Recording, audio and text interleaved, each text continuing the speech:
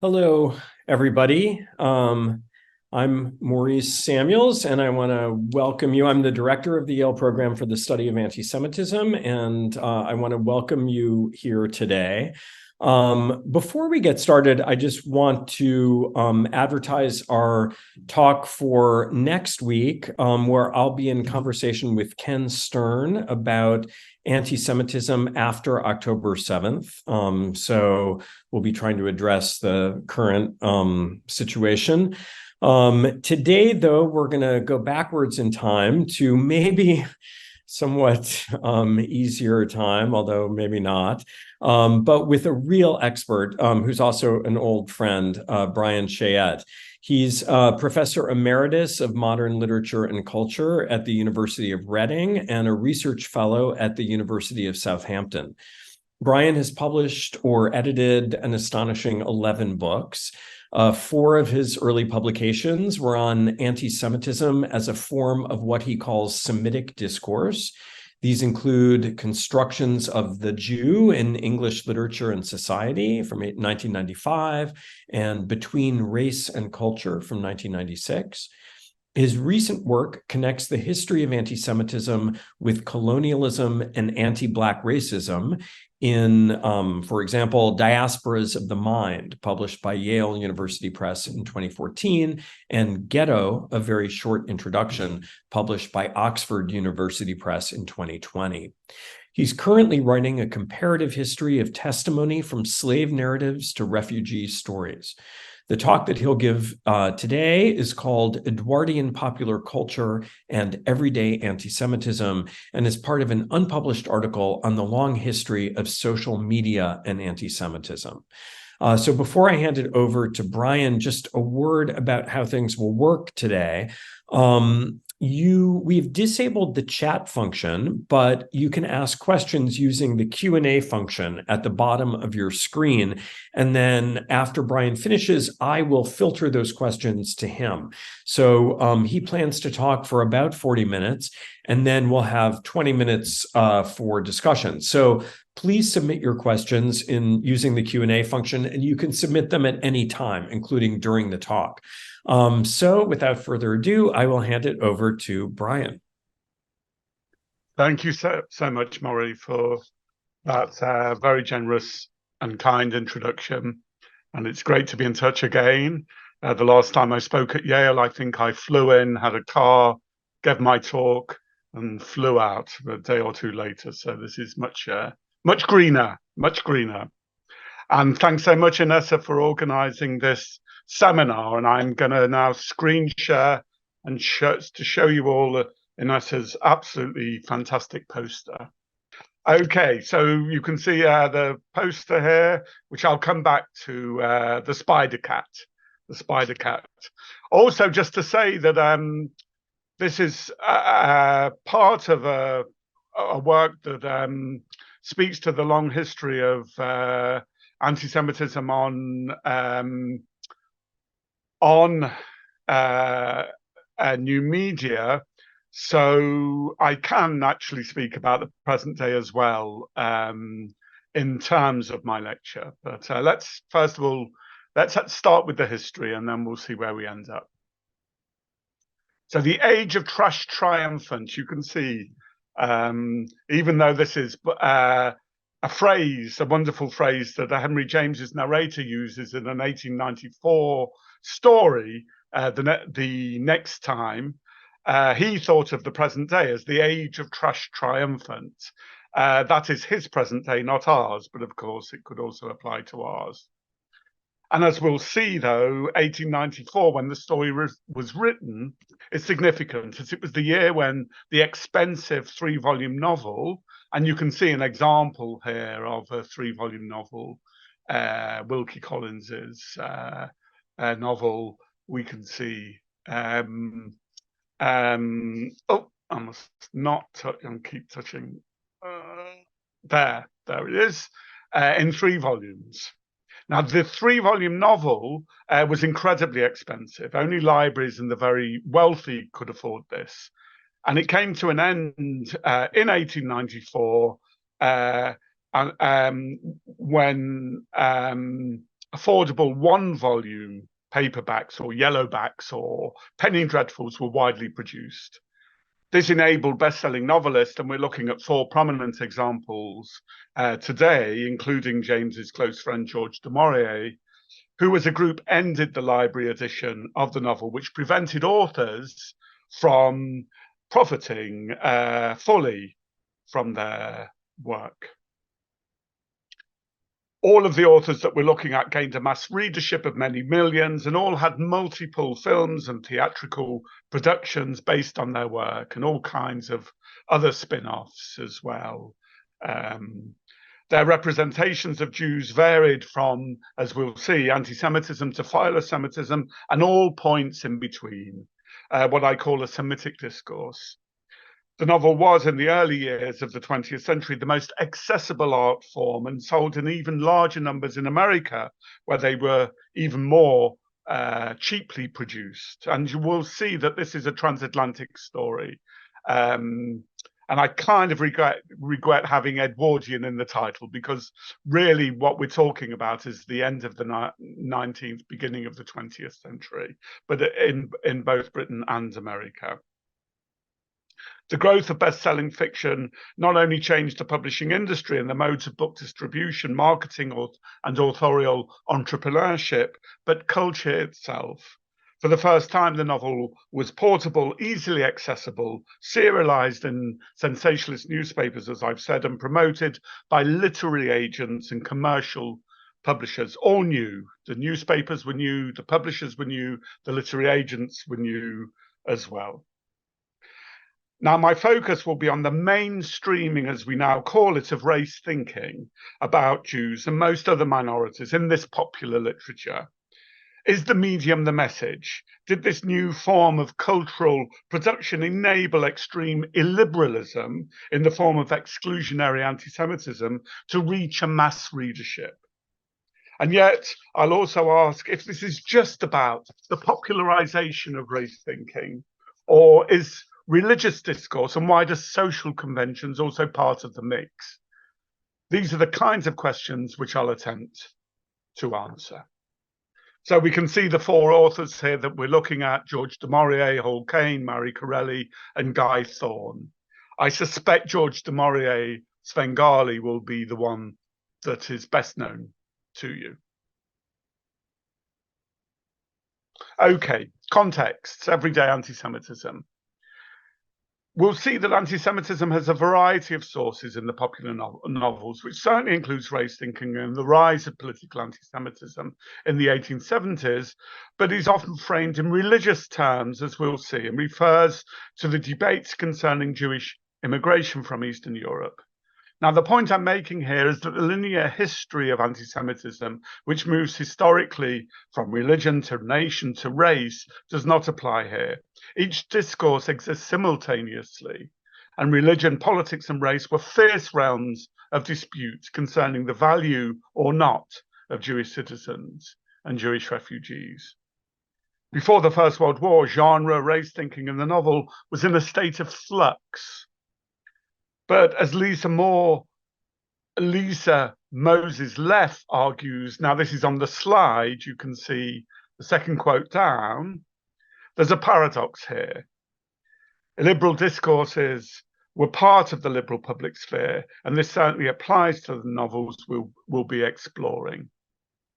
So I think she makes a really important point in a book called Jews, Liberalism, and Anti-Semitism.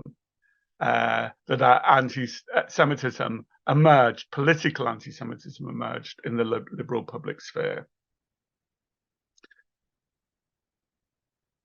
Popular fiction was a mass cultural phenomenon which transformed the newly educated reading public into book buyers, as I put here, as opposed to book borrowers, which they were before the 1890s. But best-selling authors didn't speak with one voice. New journalism certainly included what I've called egregious race thinking in the context. Also, they mainstreamed this in relation to society and culture. It depends whether they were left liberal or not, whether they spoke in one voice. But novelists certainly didn't.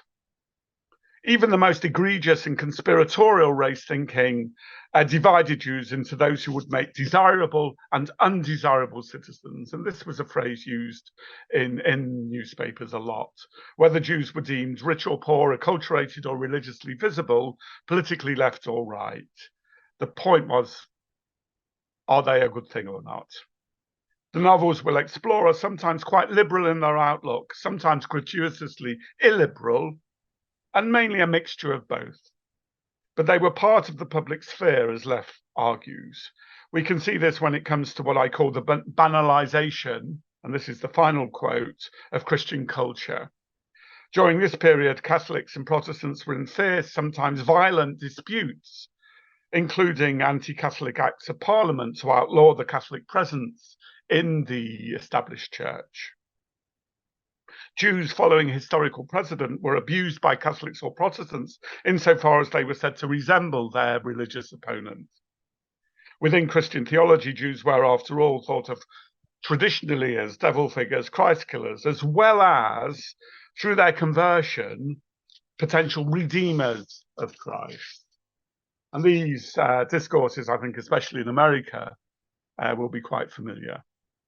These ambivalent beliefs at the heart of Semitic discourse were particularly potent in the popular literature, which we'll now explore, starting with Trilby by the Anglo-French author and illustrator Georges de Maurier.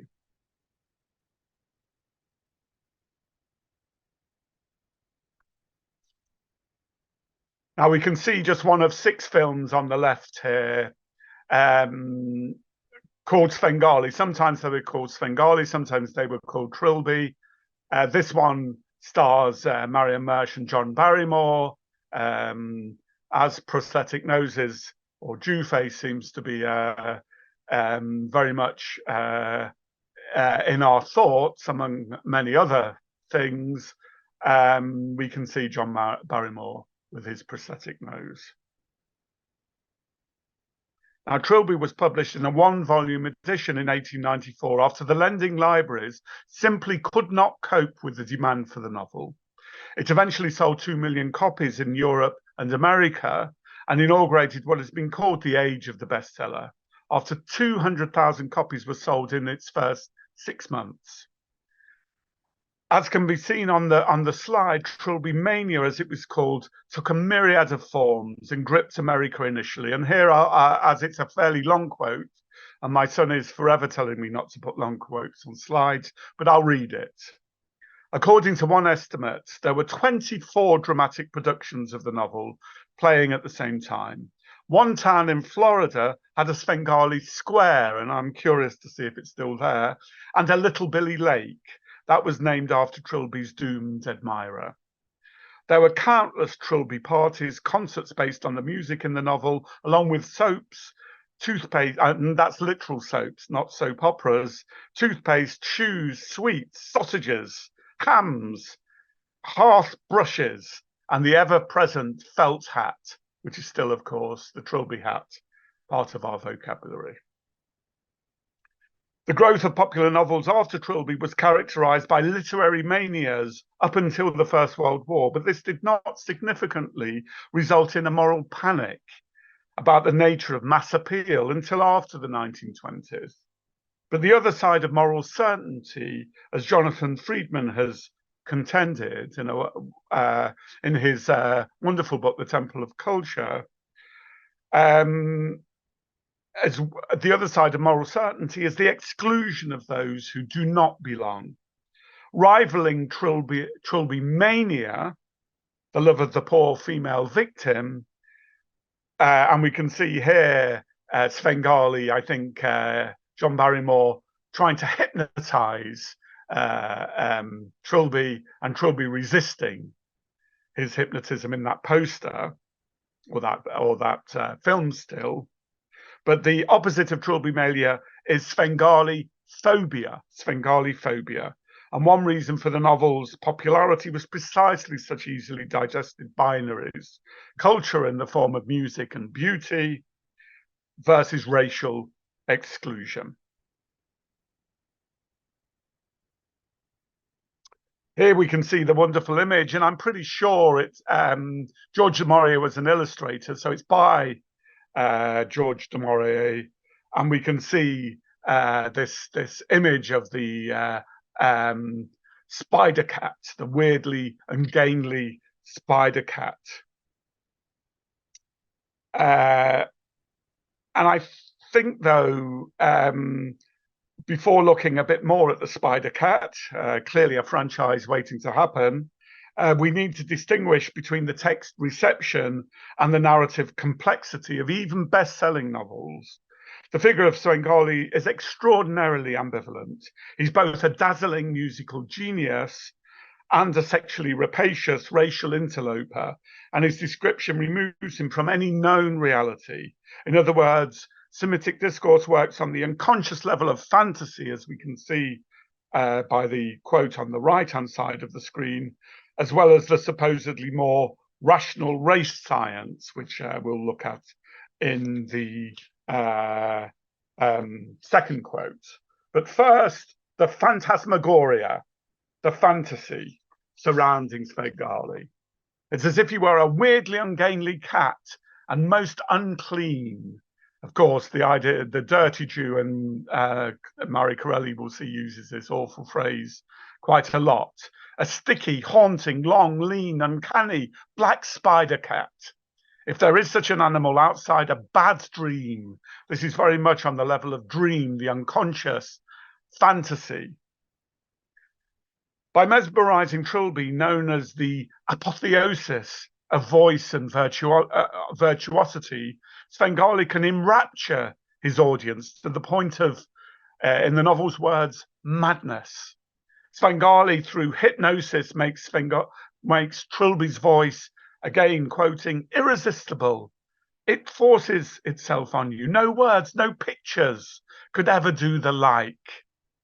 Both the audience and Trilby are under Svengali's control. Trilby mania, in other words, is both a feature of the novel and anticipates its reception. The literary manias surrounding Trilby may have been clear-cut, but so-called Jewish racial difference is both rejected and universalized by du Maurier, as we can see at the start of the book concerning Svengali's British rival for the love of Trilby, Little Billy. And here's the main quote on the screen, which I'll now read. And this is a quote, as I say, from right at the beginning of the novel. And in Little Billy's winning and handsome face, there was just a faint suggestion of some possibly very remote Jewish ancestor. Just a tinge of that strong, sturdy, irrepressible, indomitable, indelible blood, which is not meant to be taken pure.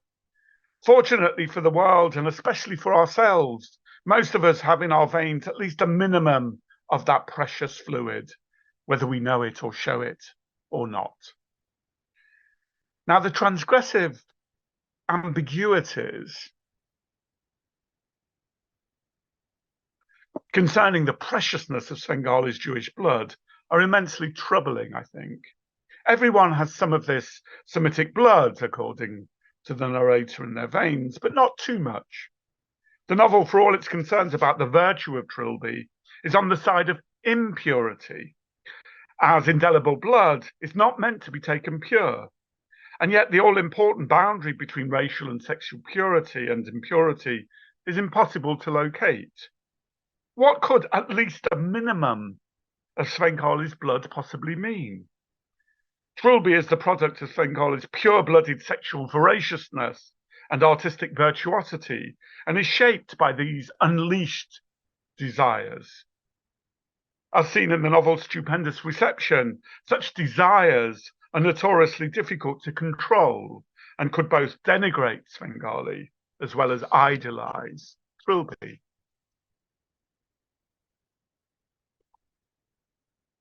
Okay, our next novel. And here we're going to look at one spectrum of the Semitic discourse, the philosemitic spectrum.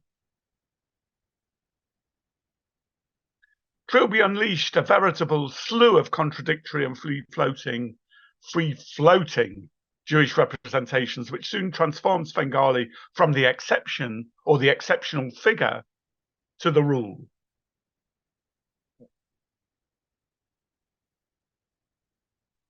For the rest of my talk, and I'm assuming I've got time, I now want to focus on three best-selling authors who, unlike du Maurier, combined race and culture with Christianity. And as I say, religious discourse is just as important as political and national discourses at the time and in the text that I'm reading. Now, I'm going to start with, as I've said, the philosemitic Hall Caine, or at least he was regarded as such by the chief rabbi, Israel Zangwill, and the Jewish Maccabean Club. This was a club of professionals, intellectuals, artists, who made Caine their one and only non-Jewish honorary member. And Caine spoke at the club, and I'll talk about one of his lectures in a minute. Caine's novels sold more than anyone else's, with lifetime sales of about 10 million. His declaration of prophetic wisdom fed into the fiction, which laid claim to spiritual quasi-Christian humanism. And we can see an example of this in the first quote on the slide. We can also see the extent, with the caricature here of Caine, the extent to which writers became celebrities, their name, as they are today with celebrity authors, above the title. And we can see on the right-hand image here the way that novels were marketed very cleverly and subtly. So, Caine's philosemitism, the first quote. Palestine is a Jewish commonwealth protected by all the powers and perhaps also partly controlled by them. And if this is not the millennium the Jewish people have looked for and prayed for, it may be a step in that general progress of the world, which is binding all parts and all peoples together. And you can see here how he moves from religion, religious ways of thinking, millennium, to humanism, binding all peoples together. Many of his novels' plot lines were based on the Bible, and he was one of numerous authors at the time who wrote A Life of Christ. I'm not sure there's a book on the numbers of books on the life of Christ at the time, but I think that would be an interesting topic. He was a firm supporter of Zionism, as we can see from this quote, and also Zangwill's Jewish territorialism, and visited Jews in the Pale of Settlement on behalf of Anglo-Jewry, and wrote up his experiences in the London Times. In a series of articles, he distinguished between those who travelled legitimately to the West and those whom he called euphemistically illegitimate refugees. That sound familiar? Or, quote, independent emigrants. That even philosemites distinguished between desirable and undesirable Jews can be seen in the second quote, which contended on the slide, which contended that Jewish persecution was partly in response to Jewish self-separation or ghettoization. So this is the shorter quote on the slide. May I dare to say that it would be well if Jews came oftener into the light and free air of the world that is common to all men. Here he was reflecting contemporary accounts of anti-Semitism, which blame Jews and Judaism for their persecution. Now, one reason that Caine was so successful is that he encouraged a view of his work that associated ethical thinking with novel writing. By placing his self-proclaimed prophetic imagination at the heart of his fiction, Caine replaced the uncertainties concerning the established church, articulated in the so-called Great Church Crisis of the time, with a higher form of imagined righteousness. His Christian humanism meant that when it came to the treatment of persecuted Jews, he became a firm public opponent of anti-immigration legislation on the grounds that it went against the liberal principles which made Britain, as he put it, rich and free.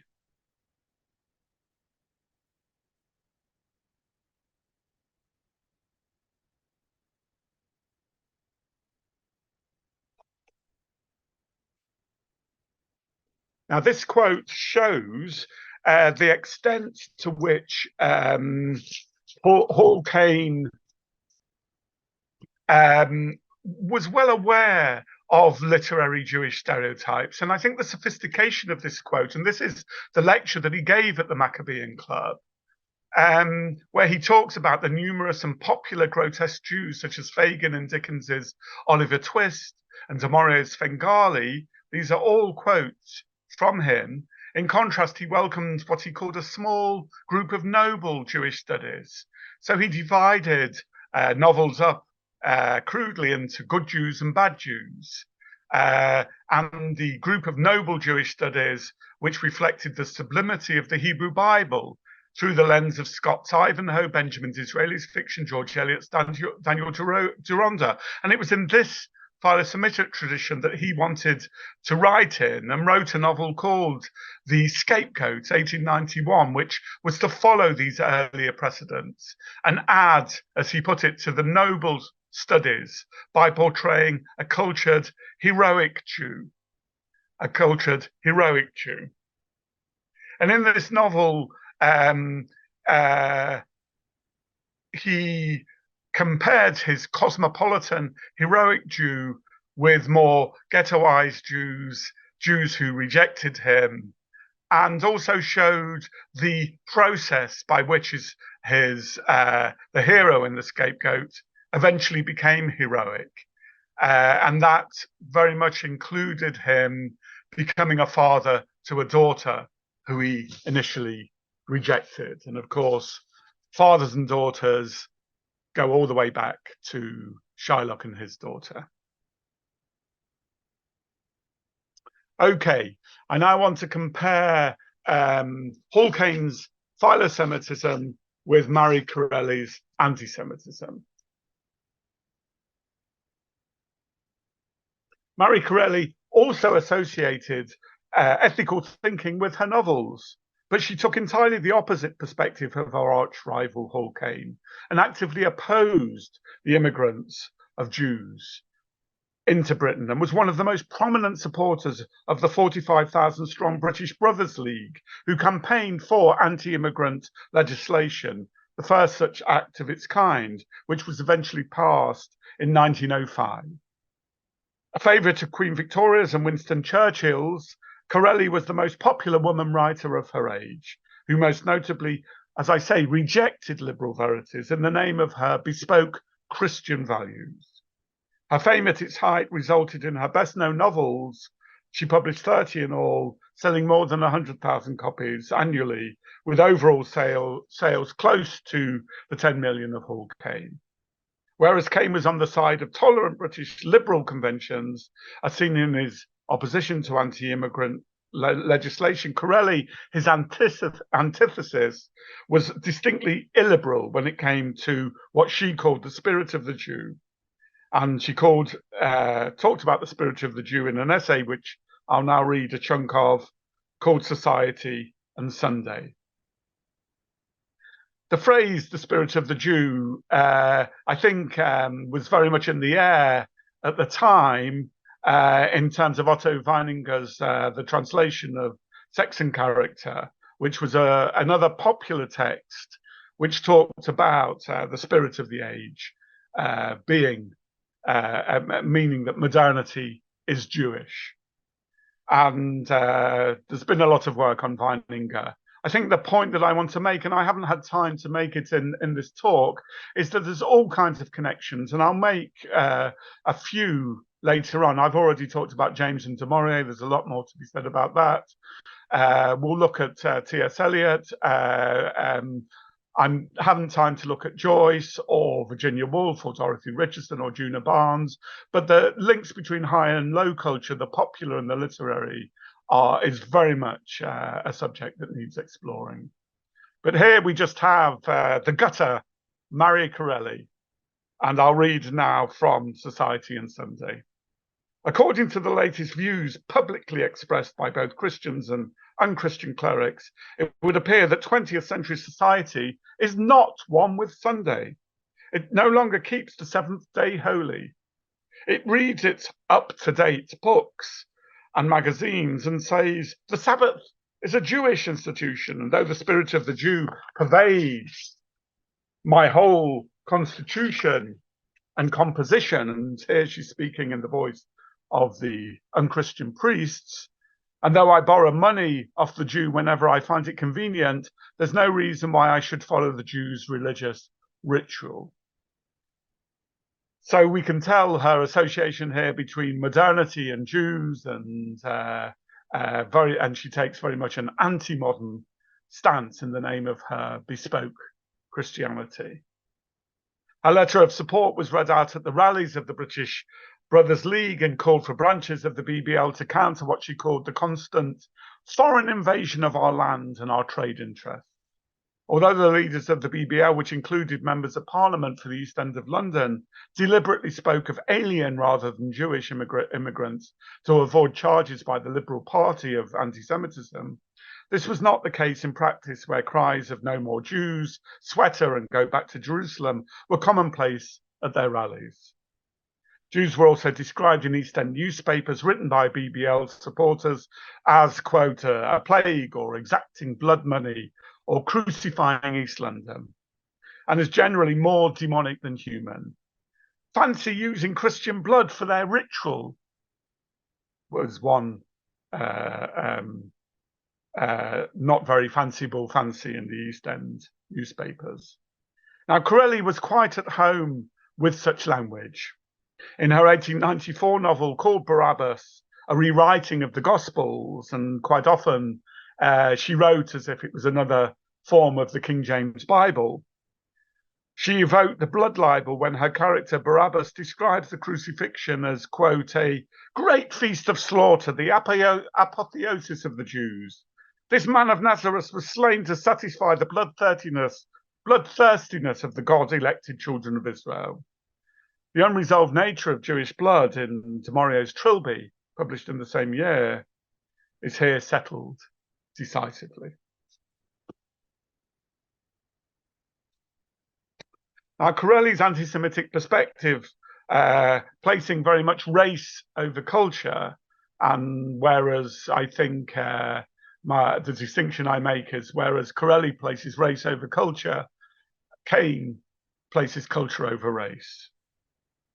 Now, her perspective, I think, is expressed most succinctly in an 1899 title story called The Song of Miriam, which concertinas together an astonishing large number of literary portrayals of Jewish women, following the all-encompassing style of du Maurier. Based in the slums of Paris, the story concerns the murder of the elderly and poverty-stricken Reuben David, who lives with Miriam, his 14-year-old granddaughter, and is killed by his predatory nephew, Joseph Perez. Miriam becomes a famous Parisian opera singer, known as the divine Miriami, who, quote, looked like a goddess and sang like an angel. Her ravishing grace had won her the admiration of kings and emperors, we're told. Such preeminence on the Parisian stage makes her a cross between Rachel Felix and Sarah Bernhardt, as well as conjuring up the decadent Paris in Trilby. But unlike Felix and Bernhardt, Miriam stabs Reuben David in front of her audience with the knife that was used to kill her cherished grandfather. She justifies her actions by contending brazenly that he deserved his fate. It is a just vengeance, she says. Here, race and religion is once again indistinguishable, as we can see from some more quotes from the story. And here I'll read from the slide. And we can see an image of one of Marie Corelli's melodramatic, and you can hear from her style, incredibly melodramatic stories turned into films, turned into theatre. Here, the new woman, who also was very much castigated by Marie Corelli, is going towards the devil, the Satan figure in the novel, and you have a man pulling her back in that front cover. But let's read the quote from the story to get a bit more of Corellian melodrama. A flash of large, bright, eager eyes, a glimmer of red lips and white teeth, and the tip of a decidedly Jewish nose was all that could be discerned of the 14-year-old Miriam. Joseph Perez could hardly, and this is when he finds himself on the stage with Miriam when they're both successful opera singers. Joseph Perez could hardly enunciate either words or music. So appalled was he at the terrible look of Miriam's eyes. It's always the eyes. For he saw his own dagger used to kill Reuben David glittering in her hand. And what was far worse, he saw vengeance. And of course, vengeance we can come back to. Summed up, where we move very much from race to religion, those who follow the Mosaic law are not bound to love or forgive their enemies. And the God of the Old Testament is not the God of the New. Okay. Guy Thorne, our last and final novelist. Here, I just want to look at Jewish conspiracies in their nascent form before the protocols of the Elders of Zion. And there were all kinds of conspiracies to do with financial scandals at the time, but they were more complicated, I think. It's a great mistake to read back from the protocols after the Russian Revolution and the First World War. So, Guy Thorne. Now, Corelli's shameless race thinking encouraged a slew of outrageously illiberal popular writers in the first 2 decades of the 20th century. And I'm looking at the best known of these popular writers. There are many, many more that are hardly known about, hardly known at all. I've got a few of them. I'm just looking at my floor covering. Yes, here's one that no one has written a word about. T. Kingston Clark. Men versus Devils. I bet you can guess who are the men and who are the devils. Lots and lots of these, such popular fiction. I'm looking at the 4 best-known, best-selling, most influential of them. The rest are largely forgotten. All of these popular novels were to employ a heady mix of immovable racial and theological distinctions when it came to the figure of the Jew. But it would be wrong to assume that they were all writing from the same perspective, certainly in this period.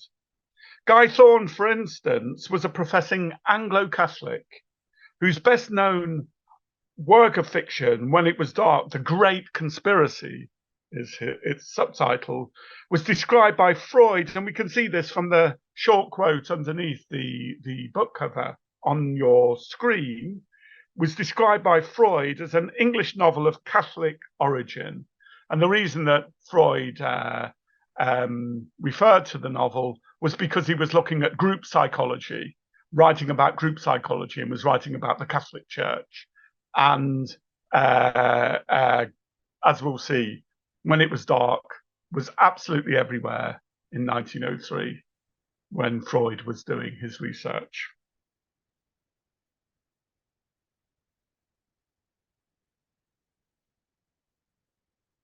Most bestsellers at the time, and this is the point, were militantly Protestant, militantly anti-Catholic, and this was part of the campaign to remove Catholicism from the established church at the time, the Great Church Crisis.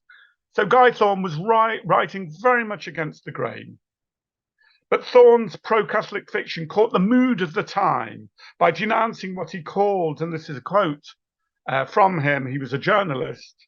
In his journalism, he talked about the curse of indifferentism, or what we would call today secularism, when it was as opposed to the supreme moral and spiritual principles he championed, and he certainly championed them in his novel.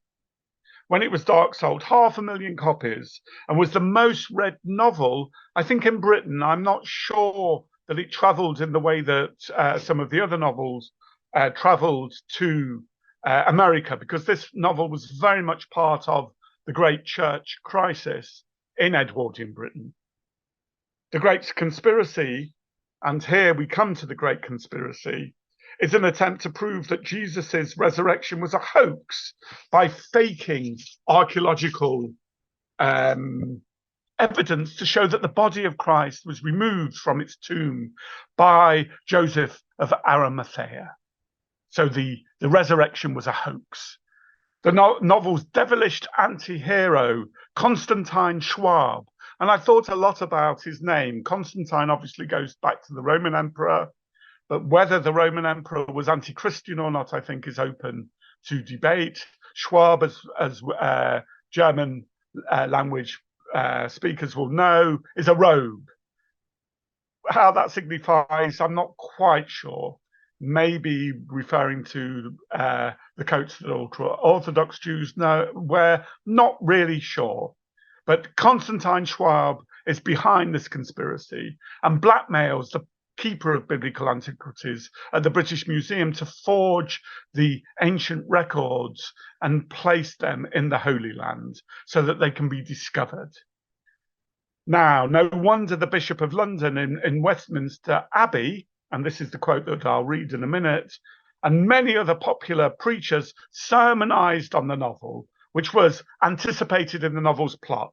And now this is a familiar technique to generate a particular response. So the response of the novel, as with Trilby, and as with so many Hollywood films that we watch, is very much part of the plot of the popular movie or popular novel.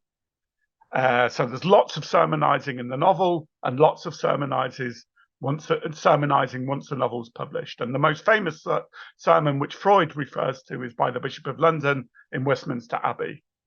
I wonder whether any of you have read that remarkable work of fiction entitled When It Was Dark. It paints in wonderful colours what it seems to me the world would be, what the world would be if for 6 months, as in the story is supposed to be the case, owing to a gigantic fraud, the resurrection might be supposed never to have occurred, and you feel the darkness creep around the world. And I won't go into details here, but anarchy breaks out. Lots of women are abused. It's a real dystopia that the novel paints. A horror show. When you see how darkness settles down upon the human spirit regarding the Christian record as a fable, then you quit with something like adequate thanksgiving and thank God it is light because of the awful darkness when it was dark.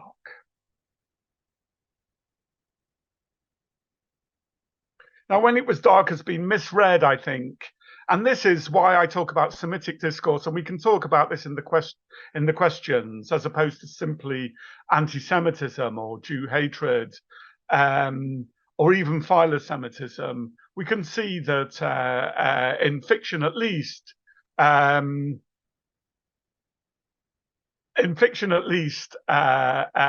these are quite ambivalent, ambiguous images of Jews, even in popular fiction. So it's been misread as being straightforwardly a form of Jew hatred. And it's a complicated work, unlike the other fiction, perhaps with the notable exception of Maurier Corelli. Even Guy Thorne's nascent Jewish conspiracy theories were bifurcated.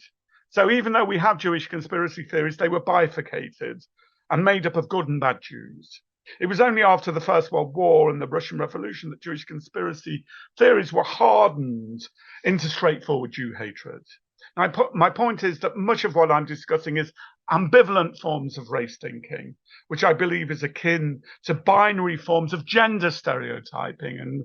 And I'm more than happy to expand this point in the question and answer session. As we can see from the binary Jewish conspirators in the novel, and here, I think this is the penultimate slide that I'll be looking at. So I'm hoping I'm okay for time. So first of all, we're going to look at Constantine Schwab, whose hair was a very dark red, smooth and abundant. His features were Semitic, but without a trace of that fullness and sometimes coarseness which often marks the Jew who has come to the middle period of life. The eyes, we come back to the eyes, were large and black, but without animation. They were coldly, terribly aware, with something of the sinister and untroubled regard one sees in a reptile's eyes. Schwab is a man of enormous power and influence, we're told, who owns the equivalent of the Times newspaper, had a stellar career at Oxford, and was about to enter politics. He is, quote, no longer a Jew, as he converted to Unitarianism, which, as the narrator makes clear repeatedly throughout the novel, and remember, this is written from a Trinitarian perspective. Unitarianism, according to Guy Thorne, is another form of Judaism. T.S. Eliot, raised as a Unitarian, also believed this of his own background, and I can develop this in the question and answer session.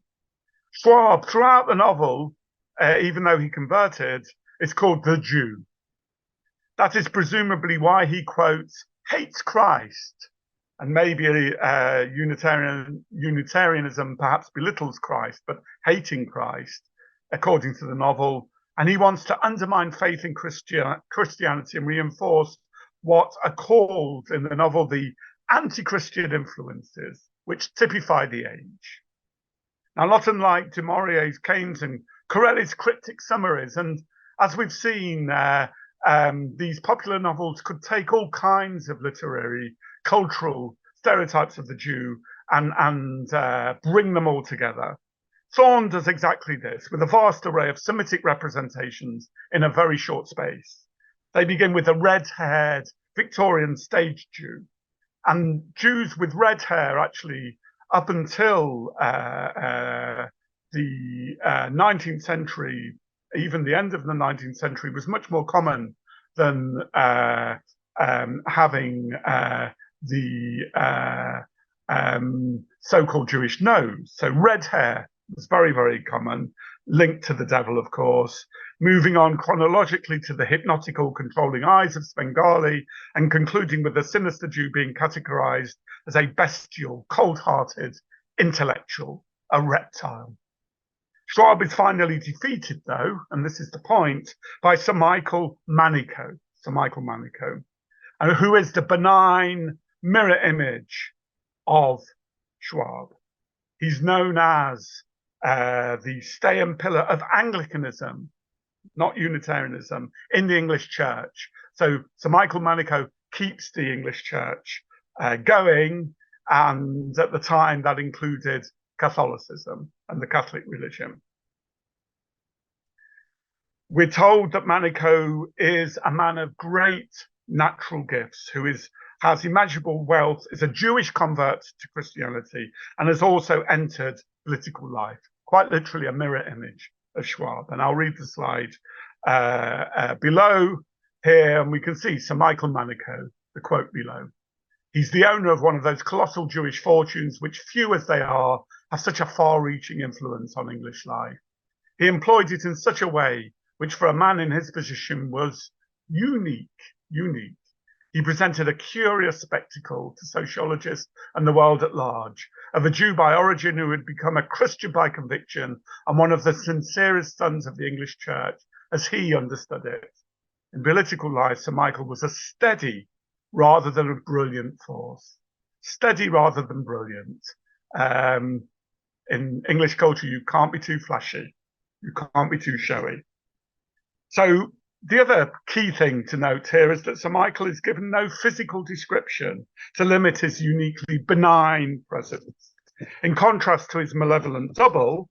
And the Italian word for Manico means Manichaean in English. He's said to have a far-reaching influence in English life, but only for good. His political career is steady, in contrast to the overbrained Schwab. We don't like intellectuals. We don't like people to be overbrained, who remains intellectually detached from the country which he's meant to serve. Sir Michael instead combines his, quote, Jewish brain and Christian heart, which had, we're told, already revolutionized society nearly 2,000 years ago. 2,000 years ago. Such are the binaries which structure the novel. One character personifies Christ, the other Antichrist. Only Sir Michael has the so-called colossal Jewish fortune and Jewish brain to defeat Schwab, who is known as the most active of God's enemies in England. And I've just got half a page to go. Caine's and Corelli's fiction were also the subject of popular sermons, theatrical productions, and many, many films. But in 1903, the Daily Mail, rightly a sensationalist newspaper then and now, rightly declared Thorne to be the most talked about novelist in England. Not that the novels claim to have generated a great conspiracy is strictly accurate. The conspiracy in the novel is easily contained and is ultimately the insane folly of a single individual rather than a group of individuals. Thorne, to be sure, was extravagant in his use of Semitic discourse, even describing an elderly Jewish man as a great grey slug, which paved the way for crude versions of bestial, dehumanized Jews in the decades following. But when it was dark, following Trilby is a good deal more ambivalent than its one-eyed reception. The reader could choose between the good Jew of liberal virtue or the bad Jew who needs to be banished from the national sphere, which happens at the end of the novel. Such binaries distinguishing between light and dark characterize everyday anti-Semitism in a liberal context and allowed those who engage in race thinking about Jews to deny that they were anti-Semitic, something that happens to this day. The liberal anti-Semitism, or the anti-Semitism of tolerance, as it's been called, continues to this day, and I have written about it very much in contemporary terms. So, to finish, just a concluding slide, if there's time, just very quickly, but we can go over all of this in the question and answers. I'm talking here about mass-produced literature. I'm asking the question, was Marshall McLuhan right? So, is the medium the message? I'm saying mass-produced literature mainstreams the extreme, absolutely, and is a new medium, but does not have a single message. Even bestsellers are complicated narratives. I distinguish between liberal bifurcation, which is something that's between desirable and undesirable Jews, which has very much become state policy. So I'm saying this happens at an institutional level. It produces race thinking, but is not the same as illiberal exclusion. But both, as we saw at the beginning, coexist. I also talk about religious, racial, and nationalist discourses all being intertwined. So the linear narrative here that looks at one at a time, I think, is mistaken. And finally, the key thing that we must not do is read teleologically or to backshadow, to read First World War text as leading inevitably either to the protocols or to anti-Semitic hatred. And there I finish. Thank you so much. Yeah, thank you, Bryan. That was so interesting. And I have a bunch of questions, and I ask people to submit them in the question and answer question and answer function at the bottom of your screen. We don't have a lot of time, but maybe we'll go like 5 minutes over just to be able to talk to you a little bit.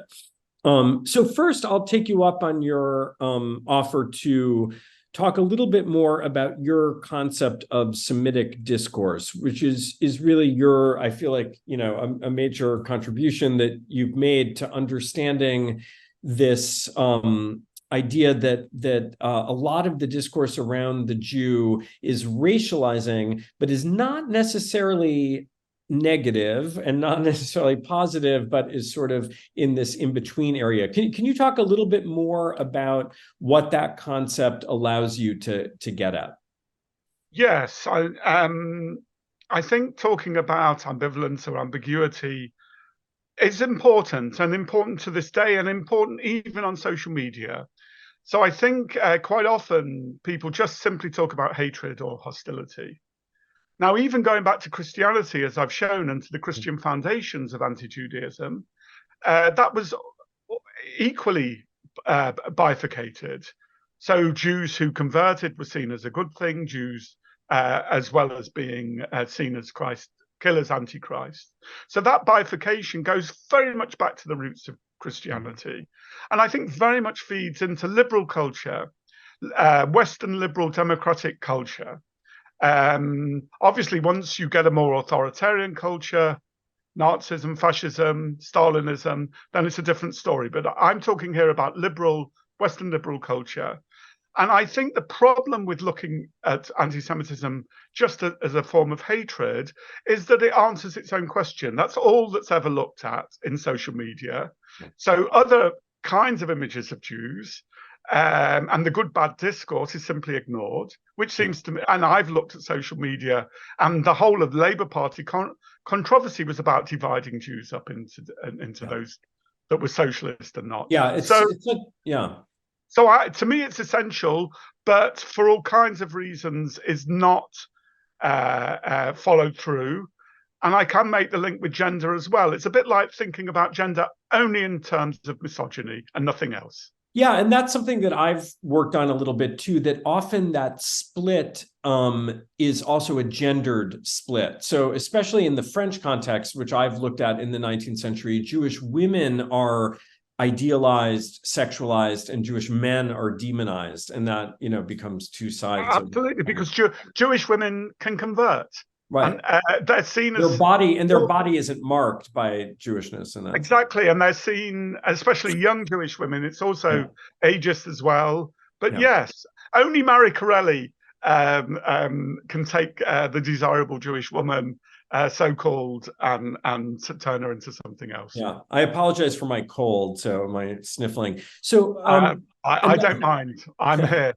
Another question I had is, to what extent this is a British story here that you're telling, or an Anglo-American one versus, let's say the French or the German case? So is some of this,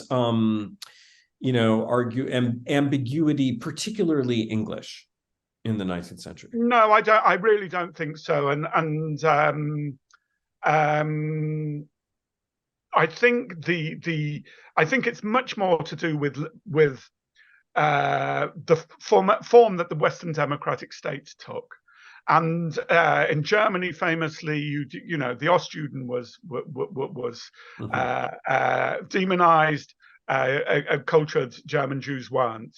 And I think that split in France as well. I mean, as long as you France, it's often mapped onto the difference. I mean, one of the things that defines the French case is the mix between the Sephardic and the Ashkenazi populations, and that the Sephardic Jews tend to be idealized and the Ashkenazi Jews demonized. Yeah, absolutely. I mean, I think there's all kinds of ways of doing this.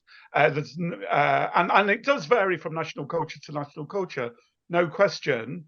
And because France has a much more ideological version of this. Mm-hmm.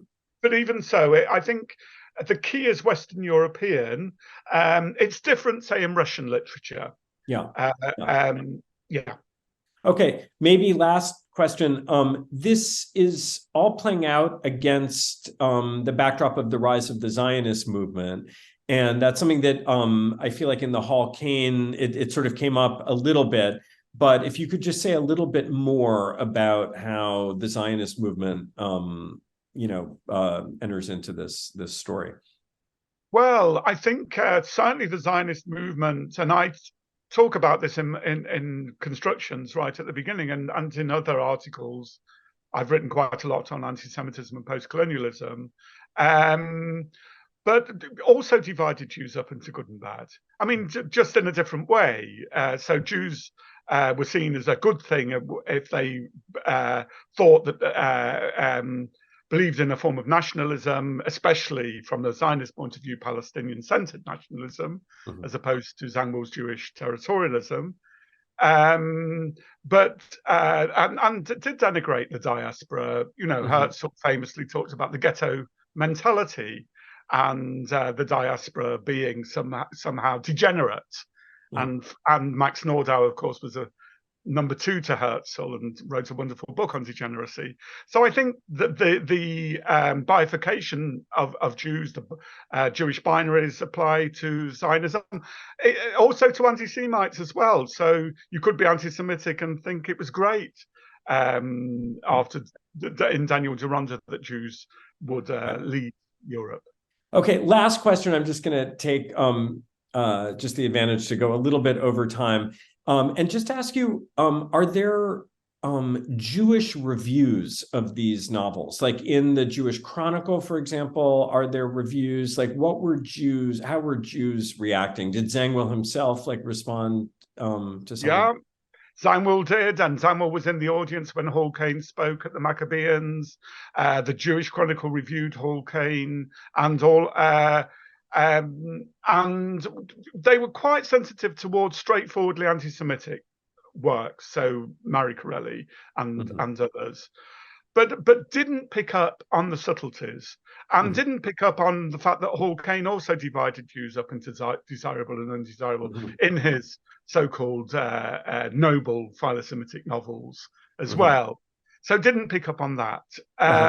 Anything that wasn't simply based on hatred was seen as a good thing. As a good thing, right? Okay. We'll take what we can get. So, okay. On that note, I want to say thank you very much for a really enriching afternoon. Thank you to everyone who came, and to encourage everyone, I'm sure you're on our mailing list and that's how you found us today. But if you're not, please get on our mailing list. And next Wednesday at 5, so not at 4, we have Ken Stern. I'm going to be in conversation with him about our current moment, anti-Semitism after October 7th. So thank you again to Bryan. It was great to see you on Zoom. I'm sorry we can't have dinner, but another time. So thank you very much.